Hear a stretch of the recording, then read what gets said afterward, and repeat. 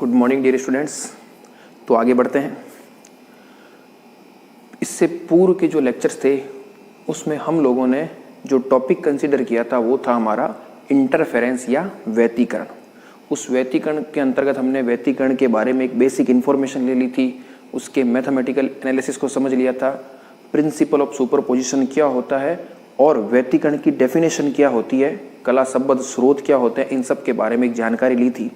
फिर हमने यह भी देखा था कि व्यतिकरण के अंतर्गत एक शब्द हम काम में ले रहे थे बार बार, कला संबद्ध स्रोत, ठीक है ना, कोहेरेंट सोर्सेज।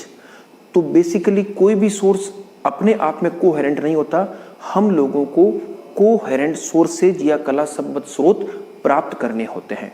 तो वहां पर हमने दो विधियों की चर्चा की थी। एक विधि थी हमारी कि जो आपतित तरंग है उसके तरंगाग्र के विभाजन के द्वारा हम कला संबद्ध स्रोतों को प्राप्त कर सकते हैं, और जो दूसरी विधि थी वो थी आपतित तरंग के आयाम के विभाजन द्वारा। ठीक है, तो फर्स्ट थी आपकी by division of wave front और सेकंड थी बाय डिवीजन ऑफ एम्पलीट्यूड। फिर हमने उसके एग्जाम्पल के रूप में एक डेरिवेशन को किया था, वो था हमारा interference due to thin film, और वहां पर वो जो क्लास थी वो कौन सी थी, डिवीजन बाय एम्पलीट्यूड थी। उसको हमने पूरा डिटेल में डिस्कस कर लिया था। हालांकि उसके बाद 3-4 टॉपिक और है, वेरी इंपॉर्टेंट है, ठीक है ना, लेकिन अभी मैं उस टॉपिक को एक बार स्किप कर रहा हूं और एक न्यू और फ्रेश टॉपिक के साथ हम इस लेक्चर में आगे बढ़ेंगे, वो है हमारा डिफ्रैक्शन। और आप बिल्कुल निश्चिंत रहें, उस टॉपिक को भी मैं, जो टॉपिक छूट गए वो छूटे नहीं है, बेसिकली किसी कारणवश मैं उनको अभी डील नहीं कर रहा हूं, उनको मैं पूरे अच्छे से करूंगा। लेकिन आज हम हमारे लेक्चर में एक नए टॉपिक के साथ आगे बढ़ने वाले हैं और वो है हमारा डिफ्रैक्शन या विवर्तन। तो हम आगे बढ़ते हैं। आज हमारा जो नया टॉपिक है वो है विवर्तन। ठीक है, डिफ्रैक्शन को हम पढ़ने वाले हैं। मैंने बोर्ड पर कुछ डेफिनेशन लिखी है, अभी एक बार आप इस डेफिनेशन की तरफ गौर ना कीजिए। पहले मैं जो आपको बताना और समझाना चाह रहा हूँ उसको आप सुनिए, समझिए, फिर मैं आराम से साइड में हो जाऊँगा।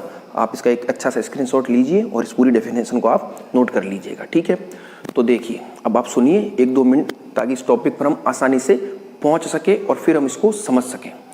तो आपको ये चीज़ पता है, जब हमने हमारे ऑप्टिक्स के लेक्चर सीरीज को शुरू किया था तब हमने एक सबसे पहला लेक्चर जो लिया था वो था बेसिकली नेचर ऑफ लाइट से रिलेटेड था, जहाँ पर हमने ये बात की थी, हम पूरे न्यूटन के कर्पस्कुलर जो मॉडल था न्यूटन का कणिक के सिद्धांत, फिर हाइगन्स थ्योरी, ग्रेमाल्डी, फिर आपके यंग डबल स्लिट एक्सपेरिमेंट, इस प्रकार से पूरा एक क्रम चला था। तो वहाँ पर हमने ये देखा था कि जो आपका इंटरफेरेंस यानी व्यतिकरण, विवर्तन और ध्रुवण, ये 3 घटनाएं जो थी वो प्योरली आपके वेव करेक्टर को शो कर रही थी। किसके? लाइट को। यानी अगर आप लाइट के वेव करेक्टर को मानते हो तभी आप इन घटनाओं को एक्सप्लेन कर पा रहे थे। ठीक है, तो इस क्रम में हमने व्यतिकरण को अच्छे से पढ़ लिया था, उसकी डेफिनेशन क्या है और उसके मैथमेटिकल एनालिसिस को भी समझ लिया था। और वहाँ पर एक शब्द बार बार काम में आ रहा था, कला संबद्ध स्रोत, वो क्या होते हैं उसको भी हमने बहुत अच्छे से समझ लिया था। ठीक है, फिर कला संबद्ध स्रोतों को प्राप्त करने की विधियां थी, उनके बारे में थोड़ी सी चर्चा की थी, और फिर उसके कुछ एग्जाम्पल्स थे। उन एग्जाम्पल्स में हमने सबसे पहले जो लिया था वो लिया था पतली फिल्म के कारण व्यतिकरण, जिसको हमने पूरा डिटेल में कर लिया था। हालांकि उसके बाद भी कुछ टॉपिक्स थे जिनको हम बाद में देखेंगे, जैसा कि मैं पहले ही बता चुका हूँ। अब हम एक फ्रेश नए टॉपिक के साथ बढ़ते हैं आगे, विवर्तन। ठीक है ना, तो फिर आपके सामने एक बेसिक क्वेश्चन ये भी आ जाता है कि इंटरफेरेंस और विवर्तन क्या दोनों समान है या कोई अलग अलग इवेंट है। ठीक है ना, तो एकदम से तो समान इनको हम कह नहीं सकते, और डिफरेंट है तो इनमें क्या डिफरेंस है। तो एक फेमस फिजिसिस्ट हुए आपके फेनमान, ठीक है ना, नोबेल प्राइज भी उनको मिला हुआ है। तो उन्होंने अपने एक लेक्चर में एक दफ़ा बताया था कि कोई भी व्यक्ति स्पष्ट रूप से विवर्तन और व्यतिकरण को इस प्रकार से अलग अलग करके नहीं समझा सकता है। हालांकि कुछ डिफरेंस तो है, लेकिन वो जो डिफरेंस आपको मिलेगा वो मिलेगा जब आप पैटर्न प्राप्त करोगे। पैटर्न मतलब क्या होगा कि जो आपकी स्क्रीन होगी वहाँ पर आपको एक तरह से व्यतिकरण प्रतिरूप भी प्राप्त होगा और विवर्तन प्रतिरूप भी प्राप्त होगा। तो उस संदर्भ में तो आपको कुछ डिफरेंस मिलेंगे, लेकिन फिजिक्स जो इन दोनों में छुपी हुई है उसके अंदर आपको बहुत ज़्यादा डिफरेंस देखने को नहीं मिलेगा। मोटे मोटे तौर पर ये दोनों इवेंट क्या है, प्रिंसिपल ऑफ सुपरपोजिशन पर बेस्ड है। हमने व्यतिकरण में क्या पढ़ा था कि जो 2 या 2 से अधिक कला संबद्ध स्रोतों से जो तरंगें प्राप्त हो रही थी, ठीक है ना, उनमें जब अध्यारोपण हो रहा था तो आपको पर्दे पर व्यतिकरण प्रतिरूप मिल रहा था। इसी प्रकार से विवर्तन में भी यही चीज होगी, लेकिन विवर्तन में क्या हो जाएगा कि जो आपका तरंगाग्र है, वेव फ्रंट है, एक ही तरंगाग्र होगा। और आपको यह भी पता है कि तरंगाग्र का प्रत्येक बिंदु जो होता है वह द्वितीयक तरंगिकाओं के लिए स्रोत की भांति कार्य करता है। तो विवर्तन में आपको क्या दिखेगा कि ये जो तरंगाग्र है, तरंगाग्र के जो प्रत्येक बिंदु होंगे, जैसे तरंगाग्र इसके प्रत्येक बिंदु है, तरंगाग्र ऐसे आगे बढ़ रहा है, उसके जो प्रत्येक बिंदु है उनसे जो द्वितीयक तरंगिकाएं निकलेगी उनमें जब अध्यारोपण होगा तो आपको पर्दे पर विवर्तन प्रतिरूप मिलेगा। ये बिल्कुल मैंने एक बेसिक आइडिया दिया है। अभी हम जैसे जैसे विवर्तन की घटना में आगे बढ़ेंगे और इससे रिलेटेड इवेंट्स को पढ़ेंगे तब आपके विवर्तन और क्लियर होता चलेगा और तब आप विवर्तन और व्यतिकरण में अच्छे से डिफरेंस को समझ पाओगे। इसलिए एक टॉपिक है विवर्तन और व्यतिकरण में अंतर, उसको हम अभी डील नहीं करेंगे। जब हम विवर्तन को पूरा पढ़ लेंगे, व्यतिकरण को भी जो कुछ टॉपिक बचे उनको पूरा पढ़ लेंगे, तब आपको मुझे बताने की आवश्यकता नहीं होगी, आप खुद ही वो 3, 4, 5 पॉइंट आराम से निकाल लोगे। तो ये एक बेसिक जानकारी थी जो मैं आपको देना चाह रहा था। अब हम बिना टाइम वेस्ट किए हमारे टॉपिक पर आते हैं, विवर्तन। तो विवर्तन क्या है, किस प्रकार से आप इसको डिफाइन करोगे, ठीक है ना, क्या ये फिजिकली शो कर रहा है, उसको हम समझते हैं। तो सबसे पहले तो आप एक काम कीजिए, इसका आराम से अच्छा से स्क्रीनशॉट ले लीजिए और इसको नोट कर लीजिए। अब ये क्या लिखा हुआ है उसको मैं पूरा एक्सप्लेन कर देता हूँ। अब सबसे पहले आप देखिए, जैसे मैंने डेफिनेशन में क्या लिखा है, बिल्कुल इत्मीनान से आप देखिए, मैं बिल्कुल एग्जाम्पल के थ्रू आपको ये समझाऊंगा। मैंने लिखा है प्रकाश तरंगों का किसी संकीर्ण रेखा छिद्र, जिसको आप कह सकते हो स्मॉल ओपनिंग, ये क्या है अभी आएगा आगे, या अवरोधक, अवरोधक यानी ऑब्स्टेकल्स के किनारों से टकराकर मुड़ने तथा उसके ज्यामितीय छाया क्षेत्र यानी शैडो जोन में प्रसरित हो जाने की घटना को प्रकाश तरंगों का विवर्तन कहा जाता है, या ये घटना प्रकाश तरंगों का विवर्तन कहलाती है। अभी बड़ी भारी भरकम सी डेफिनेशन लग रही है, हम क्या करते हैं इसको टुकड़ों में बांट के समझते हैं। तो देखो जैसे क्या है, आपके पास जैसे मान लो ये प्रकाश तरंग चल रही है, ये प्रकाश तरंग आ रही है, और आपको ये भी पता है प्रकाश हमेशा ऋजु रेखीय संचरण करता है, रेक्टिलिनियर प्रोपगेशन, यानी 180 डिग्री वाली जो लाइन होती है उसके अनुरूप वो संचरण करता है। अब फिर हमने आगे क्या कहा कि मान लीजिए कोई एक आपके ऑब्स्टेकल आ गया, सपोज कीजिए कोई गत्ता है, ठीक है, ये प्रकाश तरंग ऐसे चल रही है और ये कोई ऑब्स्टेकल आ गया उसके तरंग के मार्ग में, जिसको हम क्या कह सकते हैं, अवरोधक, ऑब्स्टेकल। संकीर्ण रेखा चित्र क्या हो गया, मान लो आपने इसमें क्या किया, एक छोटा सा छेद कर दिया, तो भी क्या होगा, प्रकाश तरंग उस छेद में से पास हो सकती है, तो उसको हम क्या कहेंगे, स्मॉल ओपनिंग। तो ये दोनों शब्द आपको समझ में आ गए। स्मॉल ओपनिंग का मतलब क्या है कि प्रकाश तरंगों के संचरण के मार्ग में अगर आप कोई एक अवरोधक रख रहे हो तो वो तो अवरोधक तो है ही, और उस अवरोधक में अगर आप छोटा सा छेद करते हो तो वो स्मॉल ओपनिंग है। दोनों ही स्थिति एक ही जैसी है, ठीक है ना। होगा क्या कि अगर स्मॉल ओपनिंग है तो प्रकाश उसमें से गुजर जाएगा, ठीक है, और अवरोधक है तो इसके किनारों से टकरा करके मुड़ जाएगा। दोनों ही सेम चीज है, आएगा किनारों से टकराएगा और मुड़ जाएगा। तो यहाँ तक आपको ये लाइन समझ में आ गई। फिर हमने क्या कहा कि जैसे ही टकरा के मुड़ेगा तो वो जाएगा कहाँ, जाएगा कहाँ, इसके पीछे वाले क्षेत्र में जाएगा, और इसके पीछे वाला क्षेत्र क्या कहलाता है, ज्यामितीय छाया क्षेत्र या शेडो जोन। आपको पता है ये अगर कोई ऑब्स्टेकल है, कोई अवरोधक है, तो इसकी छाया इसके पीछे पड़ेगी, तो उसको हम क्या कहेंगे, इसकी ज्यामितीय छाया क्षेत्र। तो अब आपकी डेफिनेशन क्लियर हो गई कि प्रकाश तरंगों का जब प्रकाश तरंगे किसी मार्ग से संचलित हो रही है तो किसी स्मॉल ओपनिंग यानी संकीर्ण रेखा चित्र या अवरोधक के किनारों से टकराकर तथा इसके ज्यामितीय छाया क्षेत्र में प्रसरित हो जाने की, फैल जाने की घटना को हम क्या कहते हैं, विवर्तन कहते हैं। इसको आप घर पर एक्सपेरिमेंट के रूप में भी देख सकते हो। जैसे कोई एक बंद कमरा है, बिल्कुल उसमें रोशनी नहीं है, आप एक गत्ता लीजिए, ठीक है ना, पहले तो अवरोधक के रूप में उसको यूज कीजिए और लाइट डालिए, तो जैसे ही आप देखोगे इसके पीछे वाला जो क्षेत्र होगा वहां पर आपको लाइट फैलती हुई दिखाई देगी। ये पर्सनल एक्सपेरिमेंट है जो आप आराम से घर पर कर सकते हो। फिर आप क्या कर सकते हो, उस गत्ते में एक छोटा सा छेद कीजिए, छेद करके आप क्या कीजिए, लाइट डालिए, फिर भी आप देखोगे कि इस छेद के वापस पिछली तरफ आपको कुछ न कुछ लाइट प्रसरित होती हुई दिखाई देगी, ठीक है।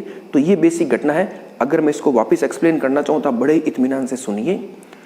प्रकाश तरंगों का किसी संकीर्ण रेखा छिद्र अथवा अवरोधक के किनारों से टकराकर मुड़ने तथा उनके ज्यामितीय छाया क्षेत्र में प्रसरित हो जाने की घटना को हम क्या कहते हैं, प्रकाश तरंगों का विवर्तन कहते हैं।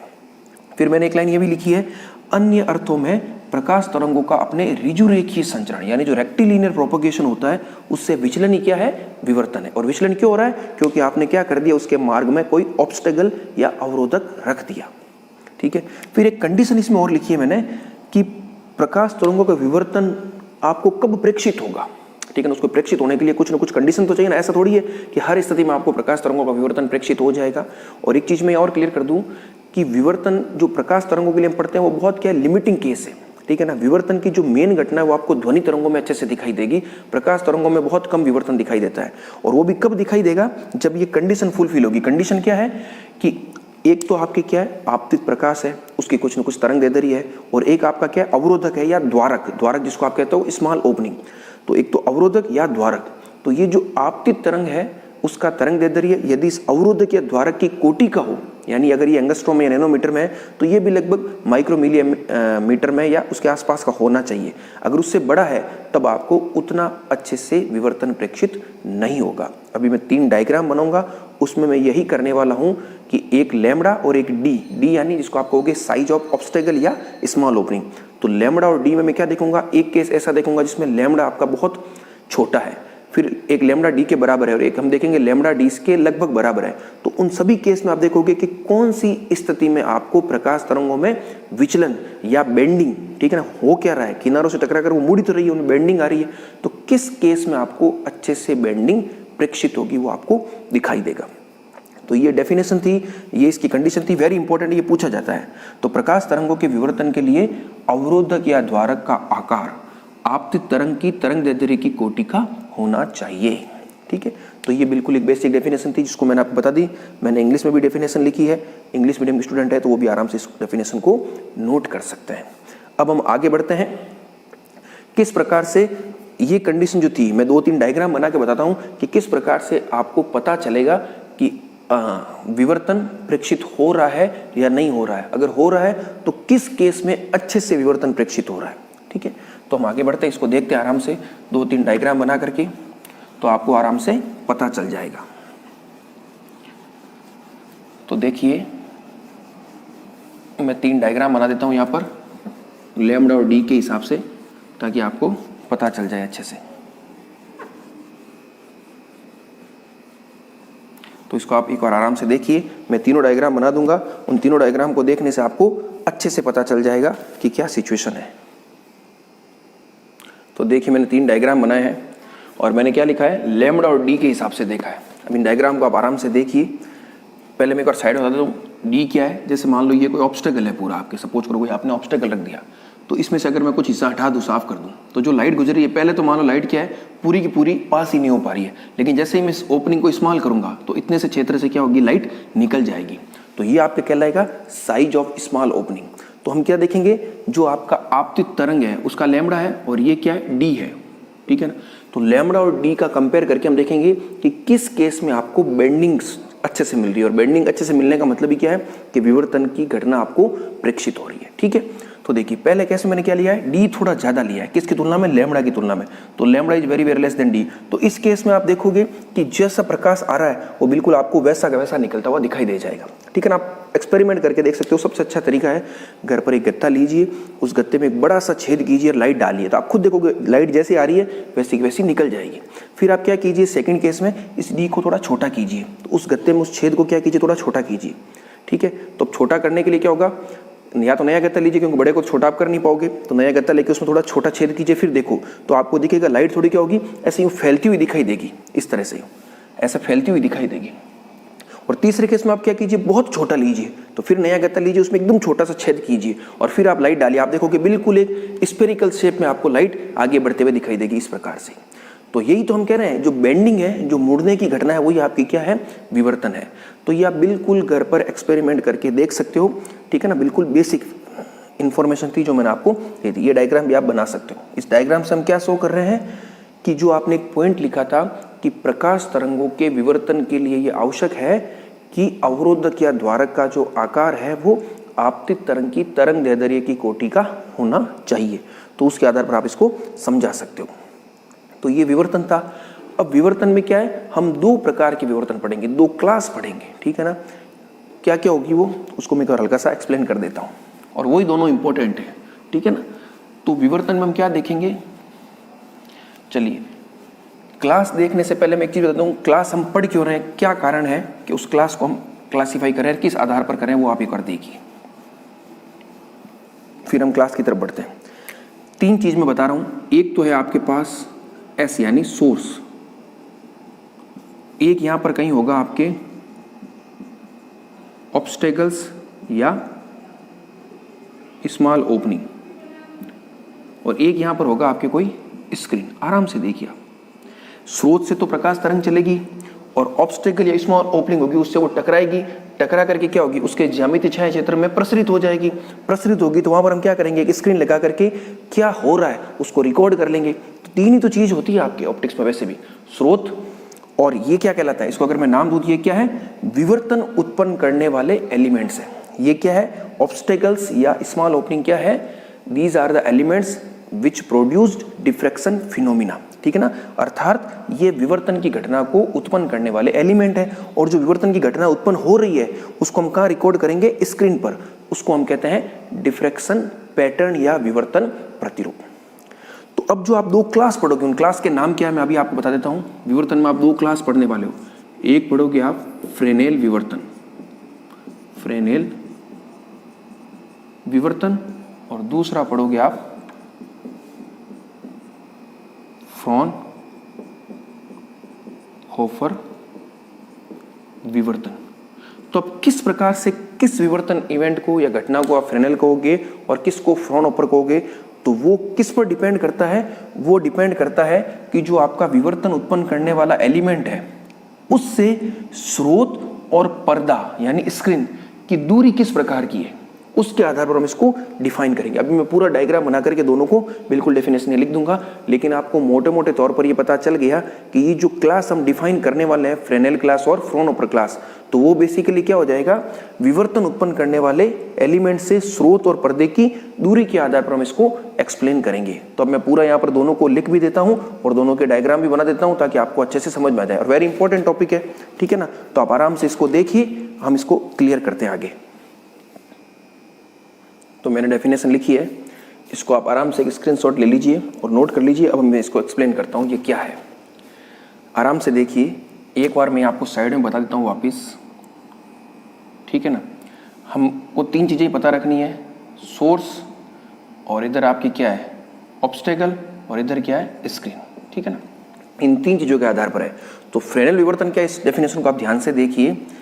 जब प्रकाश स्रोत तथा प्रेक्षण बिंदु, यानी ये आपका प्रकाश स्रोत और ये आपका प्रेक्षण बिंदु यानी पर्दा, दोनों विवर्तन उत्पन्न करने वाले अवरोधक या द्वारक, ये क्या है डिफ्रैक्शन या विवर्तन को उत्पन्न करने वाला एलिमेंट है, से सीमित दूरी पर स्थित हो, तो इस क्लास को हम क्या कहते हैं, फ्रेनेल विवर्तन। तो कहने का मतलब क्या हो गया कि आपका जो स्रोत है, ठीक है ना, जहाँ से लाइट वेव आ रही है, और जो आपका पर्दा है, स्क्रीन है, जहां पर आपको डिफ्रैक्शन पैटर्न मिलेगा, अगर ये दोनों इस ऑब्स्टेकल से सीमित दूरी पर स्थित है, तो इस क्लास को हम क्या कहते हैं, फ्रेनेल क्लास कहते हैं या फ्रेनेल डिफ्रैक्शन कहते हैं। इंग्लिश में मैंने लिख दिया, बिल्कुल वही है।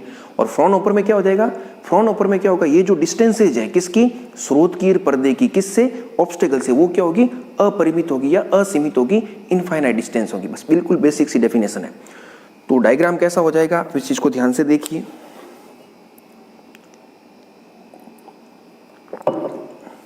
जैसे मान लो मैं फ्रेनेल का बता रहा हूँ आपको, तो ये आपके मान लो क्या है, कोई इस प्रकार का है ऑब्स्टेकल, और यहाँ से आपकी क्या आ रही है, लाइट वेव्स आ रही है, ठीक है ना, लाइट वेव्स आ रही है।